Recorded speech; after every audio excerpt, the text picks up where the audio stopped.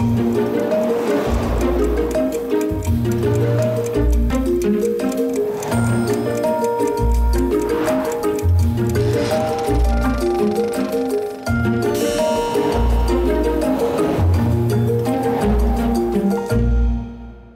день, паважаныя тэлегледачы. Я думаю, вы згодныя са мной вось у чым. Чалавек павінен жыць днём сённяшнім, але трывала стаяць на падмурках мінулага.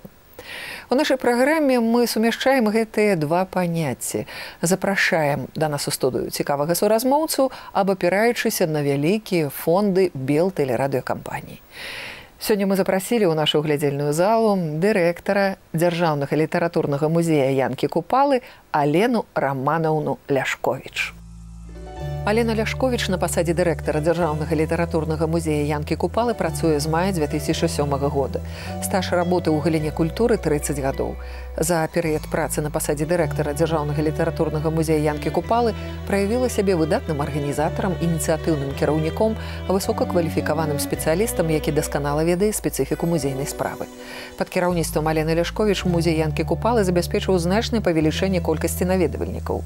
Музей актыўна пачаў ужываць новыя формы работы, у тым ліку інтэрактыўныя.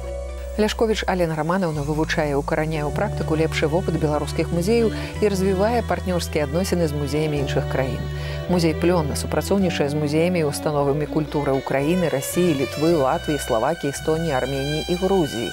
Вынікам гэтага сталі шматлікія міжнародныя выставачныя праекты. Алена Ляшковіч вядзе актыўную грамадскую работу. З'яўляецца старшынёй Рэспубліканскай рады дырэктараў музеяў Беларусі, членам Рэспубліканскага навукова-метадычнага савета па пытаннях музейнай справы. Узнагароджаны медалём Францыска Скарыны падзяка прэзідэнта Рэспублікі Беларусь, нагрудным знакам Міністэрства культуры Рэспублікі Беларусь за ўклад у развіццё культуры Беларусі. Паважаная Алена Раманаўна, я дзякую за тое, што вы завіталі ў нашу кіназалу. Давайце разам з вамі мы звернемся да той часткі архіваў белтэлерадыёкампаніі, якая звязана з імем Янкі Купалы, з яго творчасцю. І разам з вамі раскажам пра цікавага чалавека, пра пісьменніка, майстра і куміра не аднаго пакалення чытачоў. І памяць пра якога беражліва захоўваецца ў вашым музеі. Вы не супраць? Я не супраць, больш за тое, я заўсёды з задавальненнем адгукаюсь на такія прапановы, таму што я сама асабіста вельмі люблю Янку Купалу, люблю яго творчасць. Мы ўсе супрацоўнікі Дзяржаўнага літаратурнага музея Янкі Купалы вельмі любім Янку Купалу і як чалавека, і як паэта, і як грамадзяніна. І паэтаму я з задавальненнем адкажу на ўсе вашы пытанні. І мне будзе вельмі прыемна, калі, дзякуючы сённяшняй перадачы, пра Янку Купалу даведаецца яшчэ больш людзей. Я не паэта, окрый мяне, Божа. Не рвуся, як славе гэткай, немало. Хоць песеньку, думку і высную, можа. Завуся я толькі Янка Купала. Кожны край мае тых, што апяваюць, чым ёсць для народа упадак і хвала. А беларусы нікога ж не маюць. Няхай жа хоць будзе Янка Купала.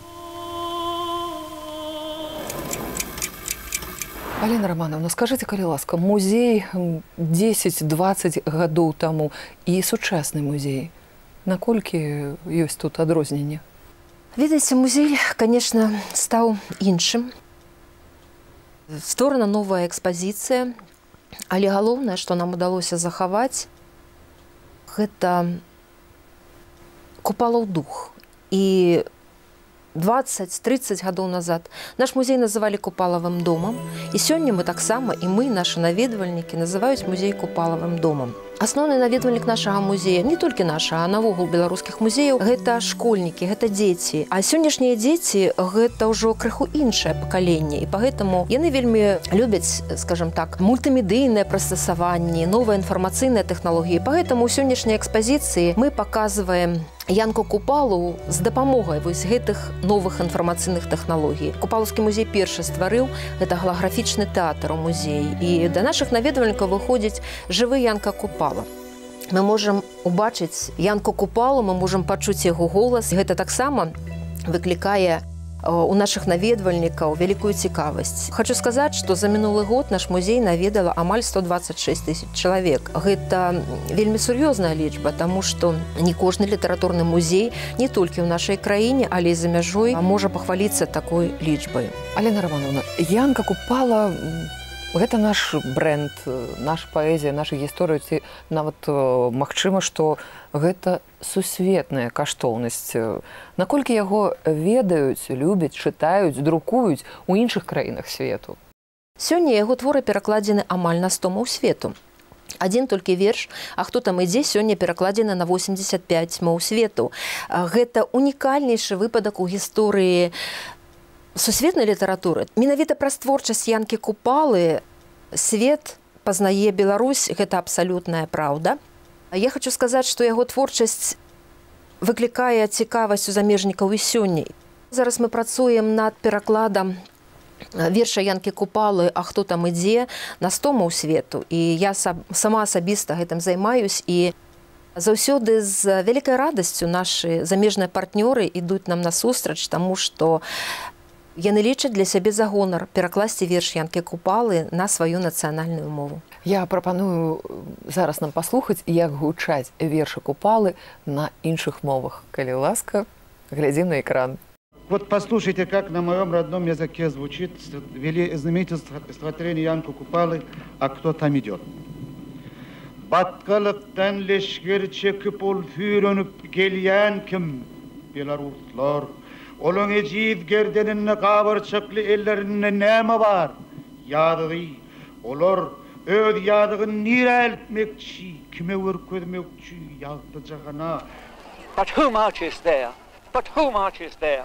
In such an enormous horde of despair? Belarusians.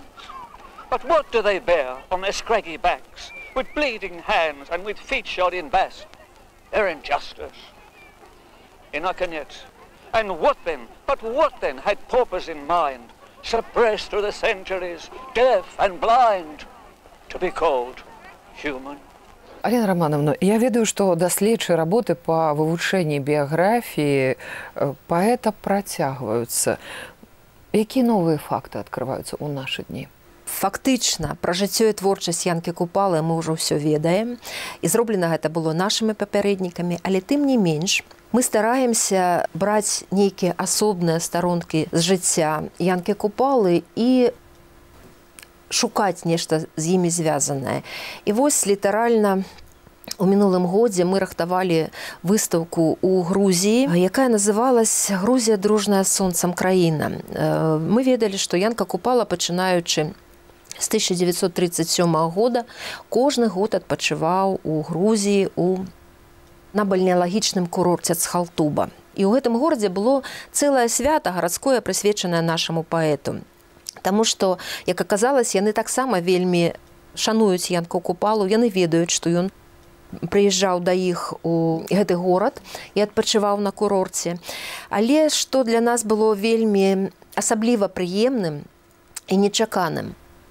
Мы пазнаёміліся з унукамі Іліко Метехелі, той музы, той грузінскай прыгажуні, якой Янка Купала прысвяціў верш Генацвалі.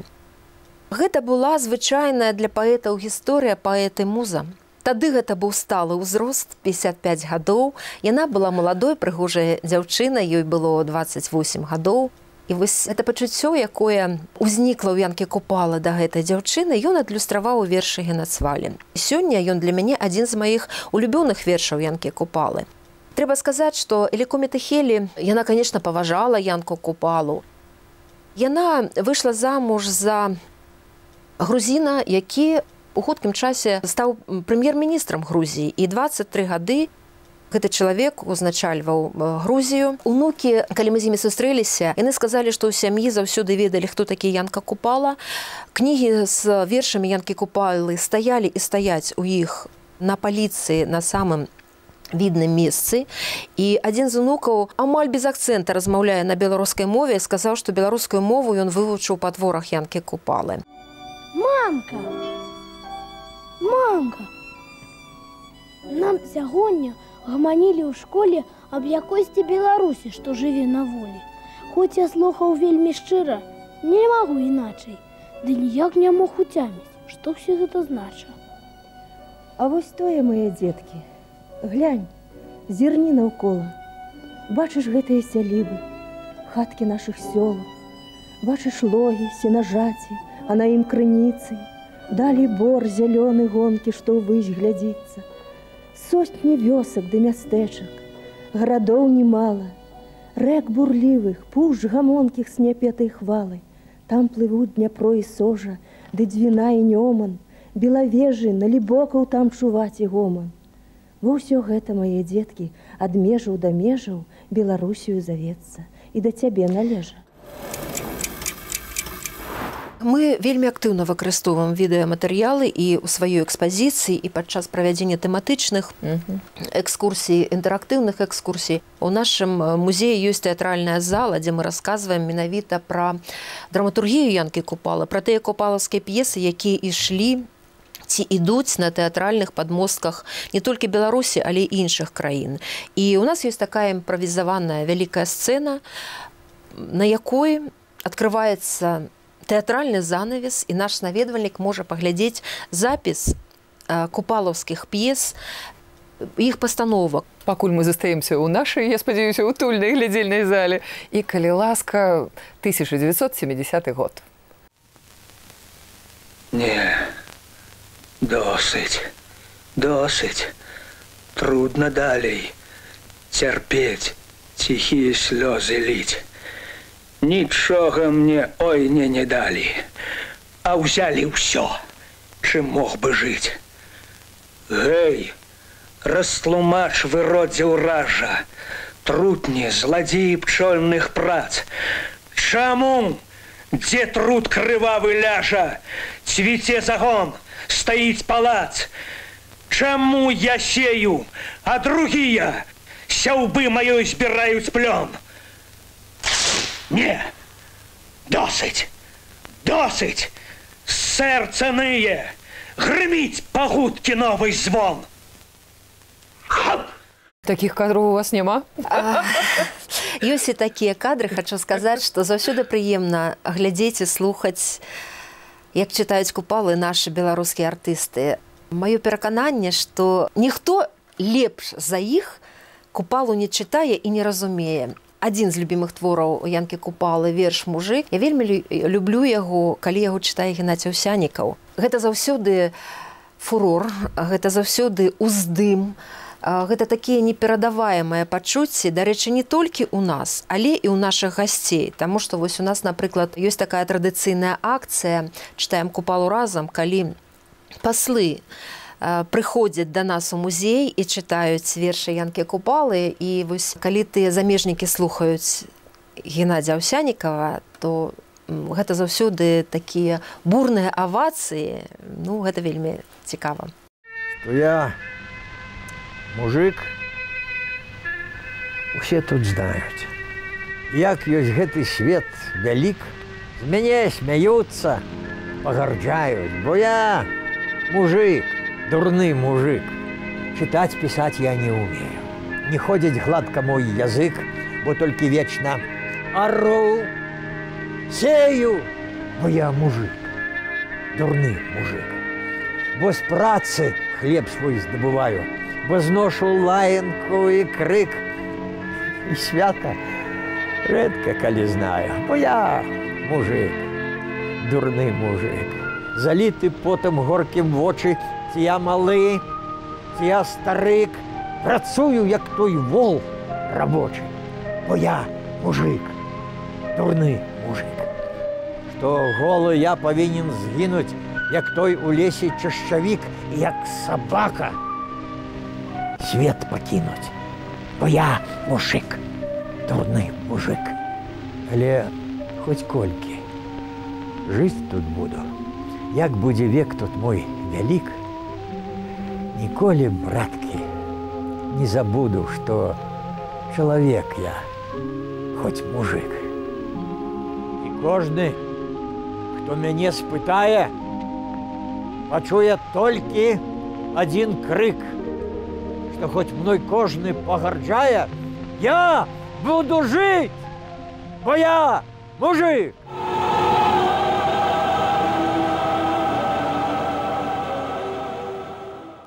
Мы вельмі плённа працуем і з нацыянальным акадэмічным драматычным тэатрам імя Янкі Купалы, таму што мы купалаўцы, і гэта нас яднае. Праводзім і выставкі, якія прысвечаны гісторыі гэтага тэатра, праводзім і творчыя сустрэчы. Апошнія гады вельмі актыўна працуем з рэспубліканскім тэатрам беларускай драматургіі. Так спаць неахвота век цэлы, а мне хочацца пачуць, што чудна на свеце на белым, патомкі мае як жывуць. Ці досыць ім хлеба да хлеба, ці шчыра ім плаціць зямля, ці ласкі ад свету, ад неба не маюць, як некалі я. Ці песні пяюць, ці як мухі, цянёта гніюць па вухах. Усё раскажыце мне, духі, што зроблена для мужика.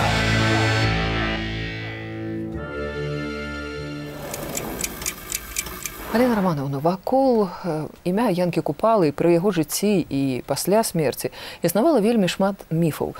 Звязаныя яны былі і з яго паходжаннем, з яго сям'ёй, адносіны з жанчынамі, творчасць, спроба самагубства, ну і нарэшце яго загадкавая смерць. Ці дакументальна адкрыты хаця б некаторыя з іх вось у наш час, ці не? Многія з міфаў, якія тычацца Янкі Купалы, сёння, на наша шчасце, развеяны, яны маюць дакументальнае пацвярджэнне. Гэта тычыцца і шляхетнага паходжання Янкі Купалы, як я казала, у першай зале экспазіцыі мы паказваем радаводнае дрэва Янкі Купалы. Яно прасочваецца да 17 стагоддзя, да продка Янкі Купалы Станіслава. Прадстаўлен і герб Навіна у нашай экспазіцыі, які таксама належаў шляхетнаму роду Луцевічаў. Сёння мы ведаем і пра акопы. Это фальварак у Лагойскім раёне, дзе жыла маці Янкі Купалы. У савецкія часы пра акопы, на жаль, не ўзгадывалі. І звязана гэта было з тым, што менавіта з акопаў маці Янкі Купалы, яго сёстры былі раскулачаны. І акопы для Янкі Купалы былі не толькі творчай калыскай, месцам, куды ён прыязджаў да маці на канікулы, на адпачынак, дзе былі напісаны 80 твораў Янкі Купалы. Але гэта было трагічнае месца, з якога была выселена яго сям'я. Сёння мы у новай экспазіцыі таксама пра гэта расказваем. Больш за тое, у акопах створаны філіал нашага музея, у якім мы паказваем праз драму Янкі Купалы «Раскіданае гняздо», драму раскіданых гнёздаў Беларусі, у тым ліку і рода Луцевічаў. Тое, што тычыцца адносін з жанчынамі, чамусьці таксама у савецкія часы, Янка Купала, як мы ведаем, быў бронзавы, пагэтаму пра жанчын Янкі Купалы не ўзгадывалі, але тым не менш мы ведалі, што Паўліна Мядзёлка, это было першае каханне Янкі Купалы. А сёння мы не баімся гэтай тэмы. Мы расказваем, да, мы ўсе вельмі любім Уладзіславу Францаўну, жонку Янку Купалы, таму што Янку Купалу з жонкай вельмі пашанцавала. Будучы сама вельмі творчым чалавекам, тым не менш, яна ўсё сваё жыццё ахвяравала паэту. І за ёй Янка Купала быў як за каменнай сцяной. Яна утульны побыт стварала, а ён меў магчымасць тварыць. Тое, што ў жыцці Янкі Купалы былі жанчыны, якіх ён паважаў, якіх ён, магчыма, кахаў. Таксама можна знайсці нейкія такія сведчанні ў дакументах. І я абсалютна разумею тых жанчын, таму што як можна было не пакахаць такога чалавека, прытым такога прыгожага імпэтнага мужчыну, прытым яшчэ і такога таленавітага паэта. На жаль, не ўсе міфы сёння раскрытыя, і перш за ўсё гэта, канешне, тычыцца прычыны смерці Янкі Купалы. Доўгі час мы наогул пра гэта нічога не ведалі. Неаднаразова наш музей рабіў захады, каб усё ж такі даведацца пра прычыну смерці Янкі Купалы. Мы звярталіся ў дэпартамент архіваў Расіі. Дарэчы, у гэтым годзе спаўняецца 75 гадоў з дня трагічнай смерці Янкі Купалы. І мы ведаем, што вось той грыф сакрэтна, ён можа быць раскрыты пасля 75 гадоў. Але ці атрымаецца так у выпадку з Янкам Купалам, мы пра гэта не ведаем. Я асабіста выкажу сваё меркаванне, што я не веру ў тое, што няма дакументаў, таму што, уявіце, загінуў народны паэт, дэпутат, акадэмік, вядомая асоба. І вось у тым спецпаведамленні ёсць такі сказ, што дазнанне праводзіць ваенная пракуратура горада Масквы. Калі было дазнанне, то павінны быць і матэрыялы гэтага дазнання. І сёння у сваёй экспазіцыі падчас правядзення экскурсій мы агучваем 3 версіі смерці Янкі Купалы. Першая – гэта няшчасны выпадак, другая – гэта самагубства, і трэцяя – гэта палітычнае забойства. Але паколькі я заўсёды падкрэсліваю, што музей – гэта аб'ектыўны сведка падзей. Калі няма дакументаў, то мы не можам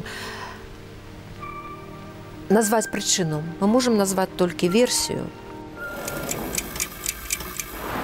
Алена Романовна, а чым патлумачыць тое, што няшмат збераглося фотаздымкаў, дакументальнай хронікі, аўдыёзапісаў і, магчыма, з'явілася што-небудзь новае з таго, што я пералічыла апошнім часам у музеі, у экспазіцыі? Тлумачыцца гэта ўсё вельмі проста, таму што, як я ўжо сказала, і дом Янкі Купалы, дзе захоўваўся яго архіў, і дача ў Ляўках, яна была знішчана. І разам з гэтымі пабудовамі, канешне, былі страчаны і вельмі ценныя матэрыялы. Гэта і рукапісы, гэта і фотаздымкі, і гэта асабістыя рэчы Янкі Купалы.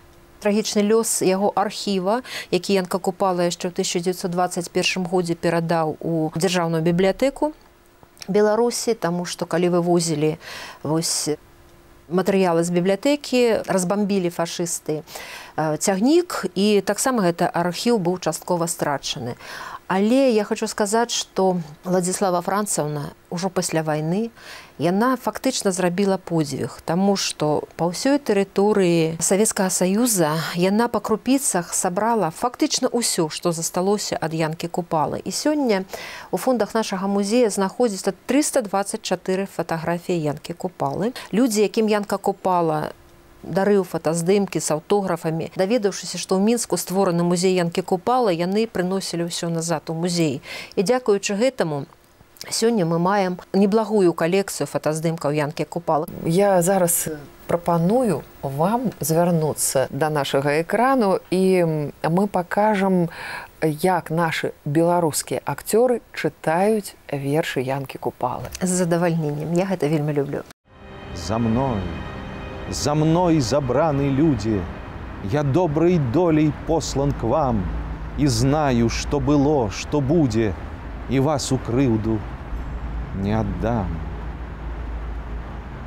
А люди, глянувши на солнце, отказ сказали громадой: покольки ж нам дасі чырвонца, калі мы пойдем за тобой. За ўсё, што сёння маю, што даў мне мой народ, за кут у родным краю, за хлеб-соль без клопот.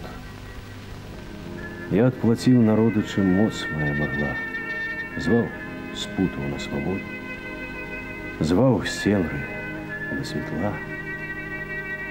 Для батьківщины бедной, для упавших ее сил складал я гимн победный сярод крыжоў, могил. Змагаўшыся з напасцей за шчасце для людзей, не раз пісаў няшчасці крывёй сваіх грудзей. Уносіў гэтым долю сваю для ўсіх добра. А болей, што ж там болей жадаць ад песняра? Алена Романовна, вядома, што Янка Купала быў са шматдзетнай сям'і. Вось ці засталіся ў наш час нашчадкі, сваякі, і ці падтрымліваеце вы сувязі? Так, у сям'і Янкі Купалы было 7 дзяцей, але 3, братик і 2 сястрычкі, яны памёрлі у дзіцячым узросце, і ў Янкі Купала засталося 3 сястры. Ну і Янка Купала як адзіны брат. На жаль, сваіх дзяцей у Янкі Купала Владзіславы Францаўны не было, і фактычна прамых патомкаў Янкі Купалы сёння няма, але ёсць яго унучатыя пляменнікі, і мы падтрымліваем з імі вельмі цесныя стасункі і нават сяброўства, таму што так склалася, што родныя Янкі Купалы, яны заўсёды ішлі побач з музеем. Больш таго, яны стваралі музей. Яны вельмі шмат прадметаў, рэчаў, якія звязаны з Янкам Купалам, перадалі ў наш музей. І пляменніца Янкі Купалы Ядвіга Ульяна Рамановская, яна фактычна ўсё жыццё адпрацавала галоўным захавальнікам нашага музея. А яе дачка Жанна Казіміровна Дабкюна з 16 гадоў была дырэктарам гэтага музея. Пагэтаму мы вельмі сябруем з роднымі Янкі Купалы, і нам вельмі прыемна, што яны заўсёды завітваюць да нас у госці. Мы ў нашых фондах, калі рыхтаваліся да праграмы, знайшлі ўспаміны сучаснікаў Янкі Купалы, якія на той момант былі жывыя, і я прапаную зараз звярнуцца на экран. Не думайте, что я была заўсёды старой. Я ж некалі была и молодая. Было мне и 18 годов, и 19. Я ж нават кастрычнік і то помню, як он праходзіў, это ў 1917 годзе. І вось, калі я была молодая, мне прыйшлося пазнаёміцца з творамі Янкі Купалы. Быў такі першы яго зборнік «Жалейка». Я ў «Жалейцы» много чаго чытала. А потым жа, калі мы попалі вось гэту яго п'есу «Паўлінку», мы ей так захапіліся ўсе, што нам хацелася усім быць Паўлінкай, альбо ўсім хацелася маладым быць Якімам Сарокам, і гэта, так ужо хацелася. І тут разам, ведаеце, кажуць, Янка Купала прыехаў да нас. Ой, аж мурашкі па целу заходили. А як же гэта ён будзе, гэта Янка Купала на мяне глядзець, калі я Паўлінкай буду? Ну, буду ж Паўлінкай, обязательно, як бы там ни было. І што ж вы думаете? Стараюся, граю, пяю, ўсё як ёсць. І вось после ўсяго гэтага знаёміць мяне з Купалам. А Купала мне і кажа: вы вельмі добра граеце. З вас была настоящая артыстка. Вот бачыце, як Янка Купала ацаніў вясковую маладую настаўніцу, што магла быць артысткай. Ён быў вельмі гасцінны, і цёця Владзя, яго жонка, была вельмі гасцінная. Но мы самі, так сказать, сароміліся непакоіць яго, але калі ўжо мы траплялі да яго, так там быў заўсёды накрыты стол для нас. А яшчэ ён любіў чытаць вельмі свае вершы на слых. Вот, правяраў, як яны гучаць. Часам знаходзіліся і такія госці, якія злоўжывалі гэтай гасціннасцю. Вот, заседжваліся дзень, другі, трэці, часам цэлы тыдзень, заставаліся яшчэ на тыдзень. Вот, карыстаючыся выключным таким далікатствам Янкі Купалы, які сам бы не намякнуў бы на тое, што пора ўжо урэшце рэшт і расставацца з гаспадарамі. Вот, ну, здараліся часам такія выпадкі надзвычай рэдкія, калі саюзу пісьменніку даводзілася вот, специально займацца некаторымі такімі назольнымі гасцямі, вот, і намекаць іх аб тым, што ўрэшце рэшт все ж таки варта падумаць аб звароце да хаты. Варта памерці вядомаму чалавеку, і аказваецца, што шмат хто шчыра сябраваў з ім. Але ж насамрэч такі вядомыя творчыя людзі, яны бываюць адзінокія ў жыцці, бываюць самотнымі. Як вось былі ў Купалы адданыя сябры праз усё жыццё? Ну, калі мы будзем гаварыць пра сяброў Янкі Купалы, то перш за ўсё, конечно, трэба ўзгадаць яшчэ аднаго нашага класіка Якуба Коласа, таму што яны сапраўды былі сябрамі, у іх былі агульныя мары, агульныя ідэі, яны нарадзіліся ў адзін год, і ўсё сваё жыццё і адзін і другі прысвяцілі роднай бацькаўшчыне. Яны сапраўды сябравалі, нягледзячы на тое, што працягу ўсяго жыцця розныя перыяды бывалі ў іх сяброўстве, і часам іх жыццёвыя дарогі крыху разыходзілись, але пасля ўсё роўна яны сходзілись. Якуб Колас вельмі часта прыходзіў да Янкі Купалы дамоў. Янка Купала з Якубам Коласам часта гулялі ў шахматы. Купала часцей выграваў, і Колас мог устаць і пайсці. Але назаўтра ён зноў вяртаўся і зноў садзіўся за шахматы. Часам, адыходзячы дамоў, калі яны, напрыклад, правялі цэлы вечар у гульні за шахматамі, Якуб Колас сказаў: «Ну і добра ж нам з табой сёння купалка маўчалася».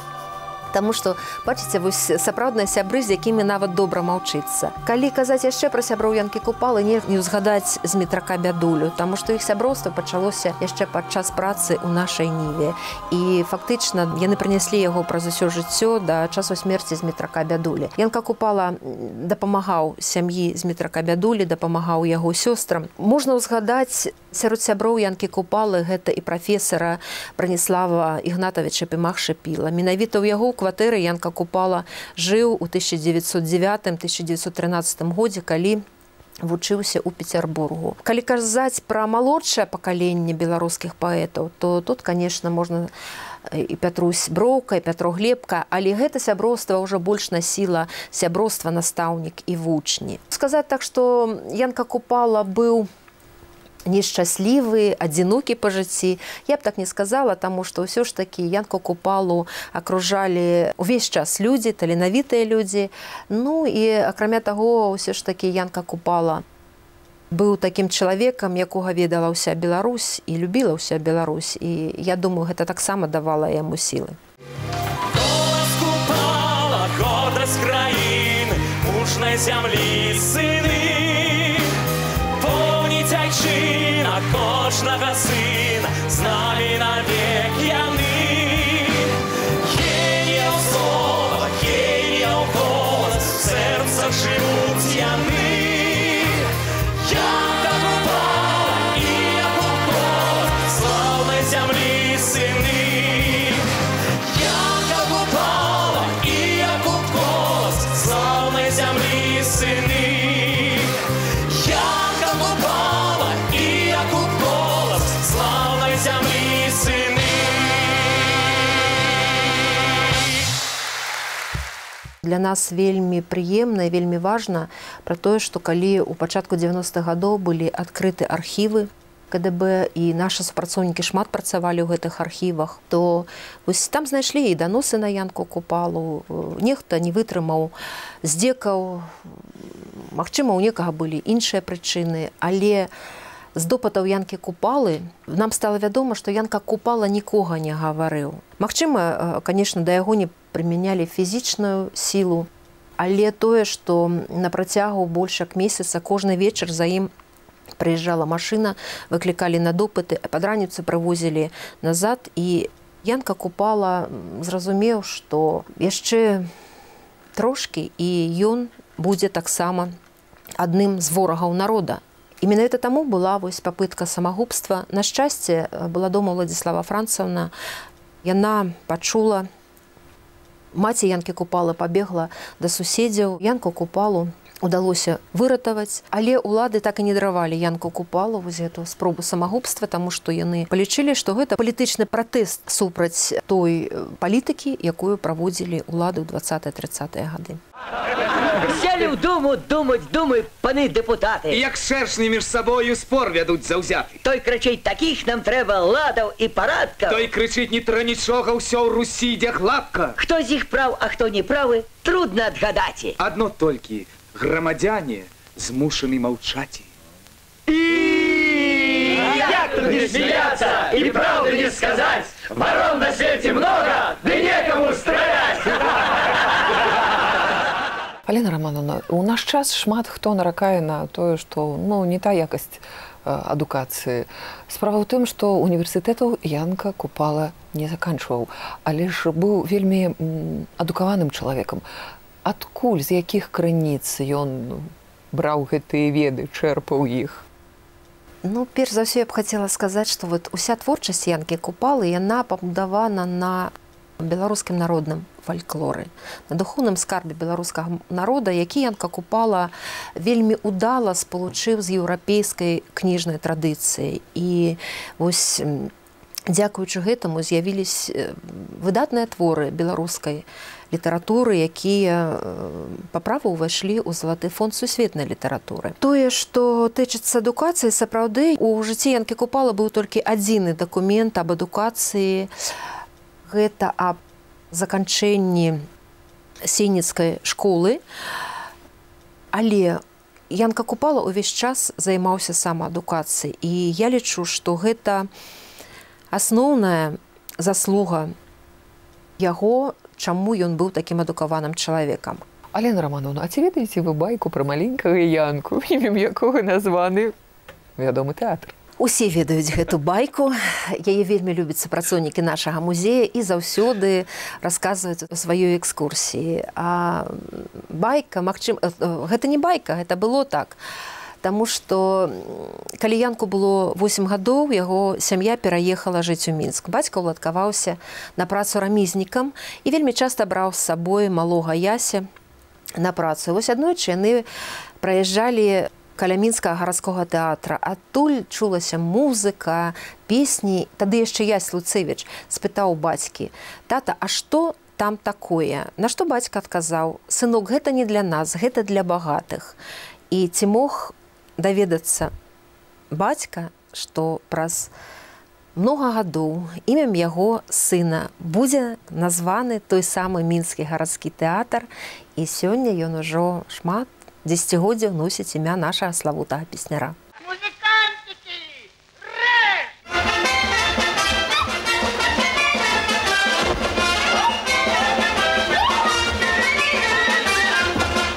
Моника, ты Моника, а ей не ходи ломать капусты моей. Вот капуста поросла лебедой, не пойду я колотиться с тобой. Пропади ты с капустою своей, не души ты молодости моей. Ой, ты березочка моя, ты березка не серебряная. Твои листья не серебряные, наши девки непоседливые. Вельмі люблю Паўлінку, прычым люблю усе пастаноўкі. У жыцці глядзела, можа, разоў 20. Канешне, але больш заўсёды спадобы мне вось той залаты склад Паўлінкі. Гэта і Арнольд Памазан, і Галіна Макарова, Алла Доўгая. Канешне, выключна іграюць нашы акцёры. Мне падаецца, што гэта п'еса на ўсе часы.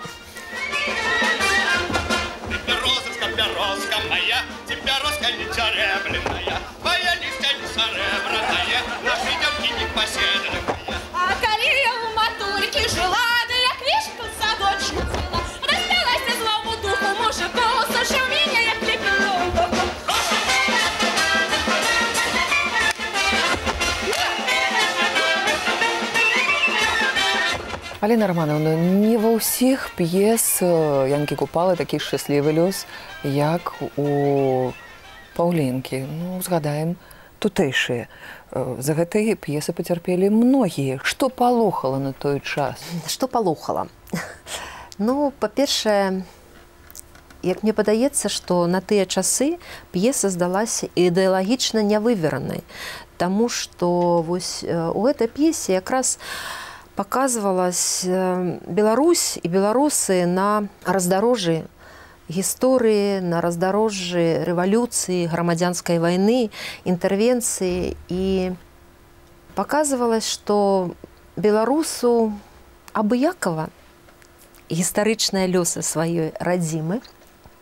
Галоўны герой Мікіта Зносак – гэта прадстаўнік мяшчанства, які як флюгер паварочваўся, як толькі мянялась улада. Лёс гэтай п'есы, ён сапраўды вельмі трагічны, таму што апошняе было выданне ў 1927 годзе, і пасля толькі ў 1988 годзе часопіс «Полымя» надрукаваў п'есу Янкі Купалы, а ў 1990 годзе Мікалай Пінігін паставіў гэту п'есу ў нацыянальным акадэмічным тэатры драматычным імя Янкі Купалы, за што калектыў атрымаў дзяржаўную прэмію Рэспублікі Беларусь. Я прапаную зараз паглядзець фрагменты з гэтай пастаноўкі. Вы что-нибудь ведаете об советскім ладзе? Фу ты, боже мой, я аб гэтым вельмі нават добра ведаю. Аб гэтым у вас павінен быць ясны, дужа ясны светагляд. Адным словам, падарэх. Советский лад. Советский лад. Генрих Моты. Советский лад. Это такая чырвоная паводка. Это такая паводка, аб якой не снілася ні фараону, ні Соломону. Советский лад гэта! Мне разбушаваліся нервы, пакуль што маю гонор кланяцца. Непараўнальны Віктор Манаеў.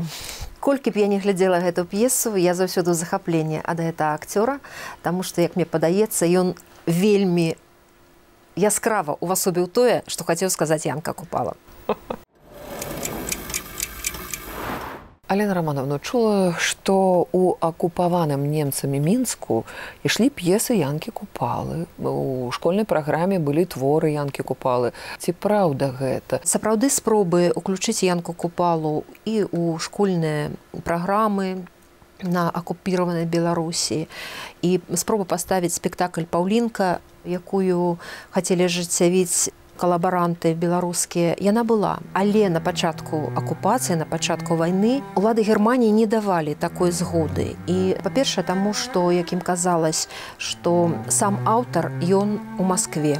Ён піша вельмі такія палымяныя публіцыстычныя артыкулы. Напісаны верш беларускім партызанам. І па-гэтаму было забаронена ставіць Паўлінку. І было забаронена ў школьныя праграмы ўводзіць творы Янкі Купалы. Пасля гэта рашэнне было крыху перагледжанае. Раздзялілі улады Германіі творчасць Янкі Купалы на дарэвалюцыйную і паслярэвалюцыйную. І вось дарэвалюцыйную творчасць, дзе ёсць такі ярка выражаны нацыянальны кантэкст, было дазволена ўключаць у школьныя праграмы, але было запісана так: непажадана пазначаць аўтара. Мне ў рукі трапіў такі дакумент, які паказвае стаўленне уладаў Германии до творчести Янки Купалы. Из культурно-пропагандистских причин я считаю особенно необходимым популяризировать почти все произведения Купалы, имеющие ясно выраженную антибольшевистскую тенденцию. Появление его произведений будет большой помощью в культурно-пропагандистской работе. Генеральный комиссар Минска, отдел пропаганды, доктор Фишер. То есть фактично перед самым вызволением Минска улады Германии зразумелі, што Янка Купала, яго творчасць можа ім дапамагчы ў іх прапагандысцкай працы.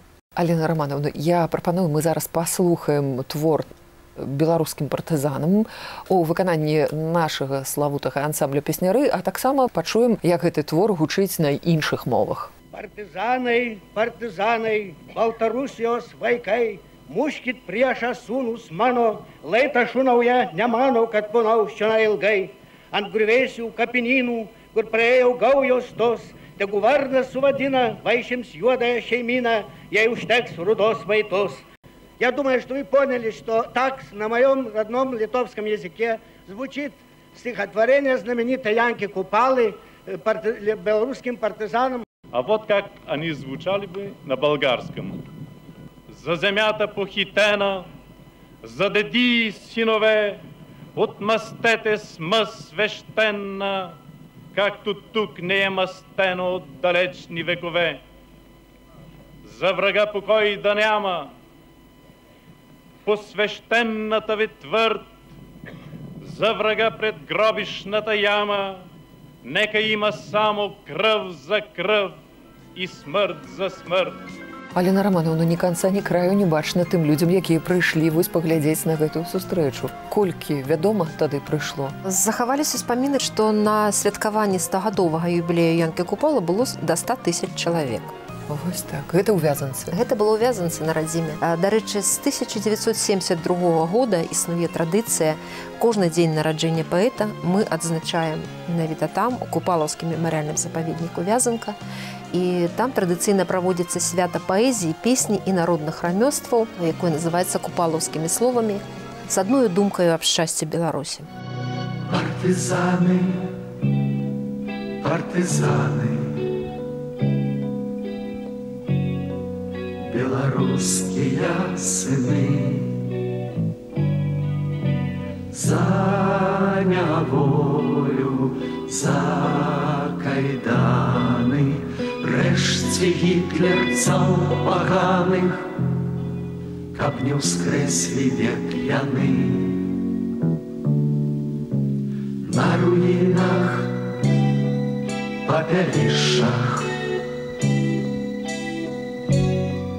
на крывавых іх слядах, хай груган іх косці ліча, на бяседу солаў кліча, баль спраўляць на іх касцях. На вершы Янкі Купалы беларускімі кампазітарамі напісана каля 200 песень. Это вельмі шмат, і у гэтай колькасці песень асобным блокам стаяць песні, якія выконвае беларускі ансамбль песняры. І тады, і цяпер, і мне вельмі прыемна, што вось тая супольная праца нашага музея і ансамблю песняры, яна працягваецца сёння, і зараз на свяце ў Вязанцы песняры будуць даваць сольны канцэрт толькі па творах Янкі Купалы.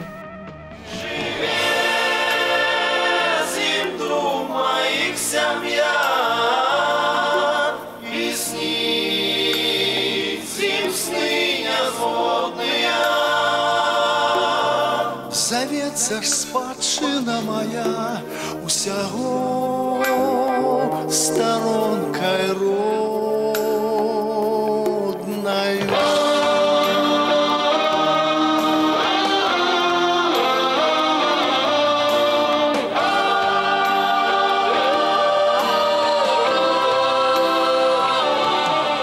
Хочу падкрэсліць, што Уладзімір Мулявін вельмі любіў творчасць Янкі Купалы, і Янка Купала для яго сапраўды быў кумірам.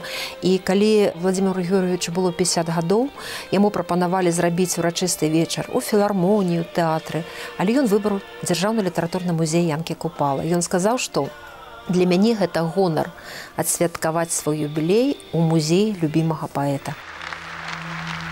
Я буду молиться и сердцем, и думами, распетою буду молиться душой,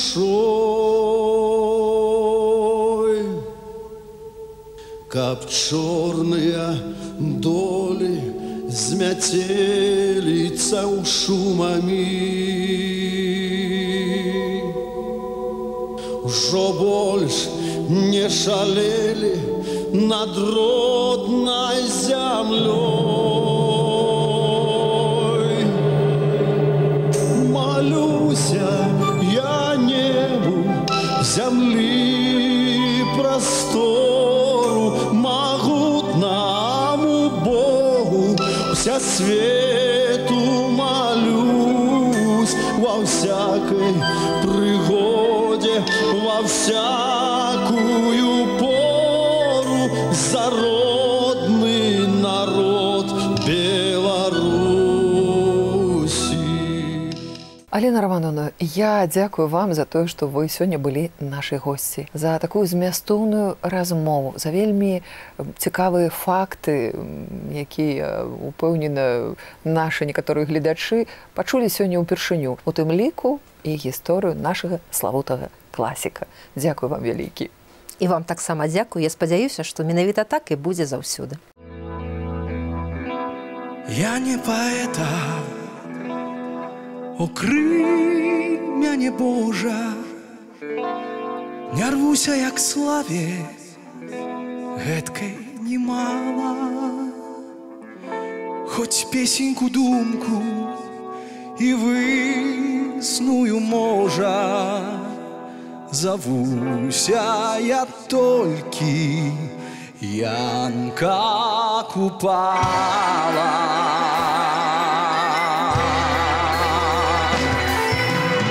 Славу паэтаў разносяць па свеце,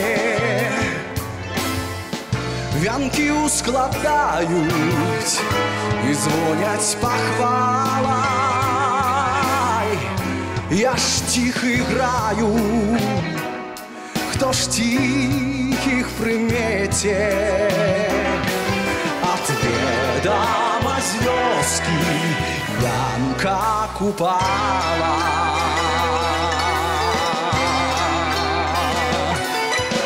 Кожны край мае тых, што апяваюць, чым ёсць для народа упадак і хвала. А беларусы нікога ж не маюць, няхай жа хоць будзе Янка Купала. Янка Купала.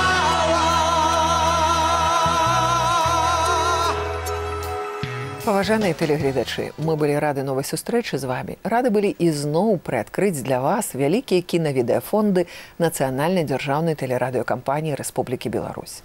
Калі вас зацікавілі нашы фонды і вы вырашылі набыць матэрыялы для ўласнага архіву, калі ласка, звяртайцеся да нас. Кантакты на экране. Шукайце нас у сацыяльных сетках.